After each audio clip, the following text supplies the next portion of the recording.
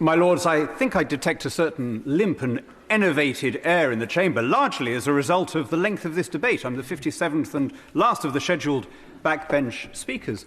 But I fancy also perhaps a little bit because of, in the wider sense, the length of the debate. We've been arguing these points for 6.5 years now. And one sometimes feels that it's as though we were in the trenches in Flanders with every clause, every legislative proposal fought over as fiercely as a clod of dirt in no man's land.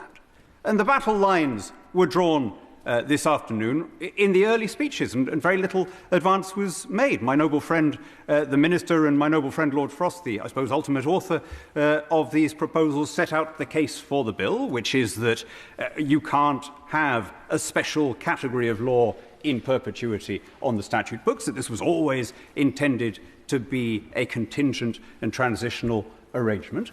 And then the case on the other side was made very eloquently from all sides, from people in every party and the crossbenches, namely that we should be careful about transferring powers from the legislature to the executive, that this constitutes a Henry VIII clause. I have a lot of sympathy with that view. In a perfect world, we wouldn't need to do this.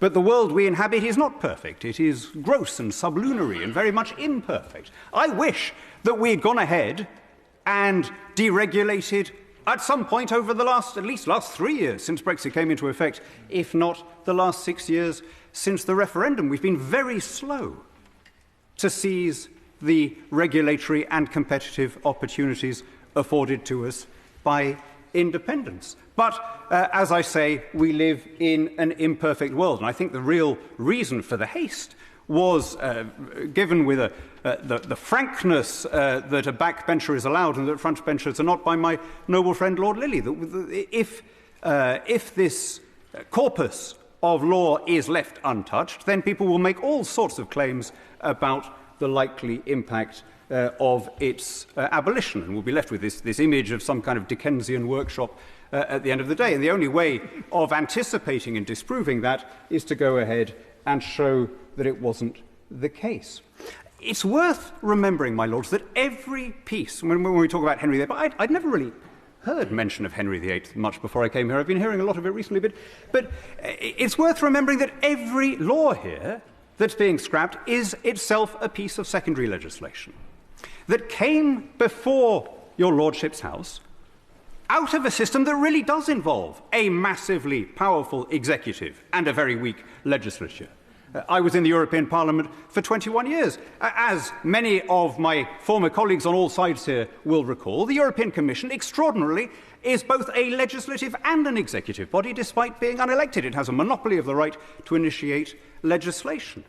And yet, very few of the people complaining now about these Henry VIII clauses complained then, nor did they complain about the mother of all Henry VIII clauses, namely Sections 2 and 3 of the 1972 European Communities Act. Whoever the mother of Henry VIII, Elizabeth of York, wasn't it? A luckless lady who lost so many of her kin in the Wars of the Roses. My lords, it's, I suppose, a very good thing that we do now care so much about the supremacy of our Parliament.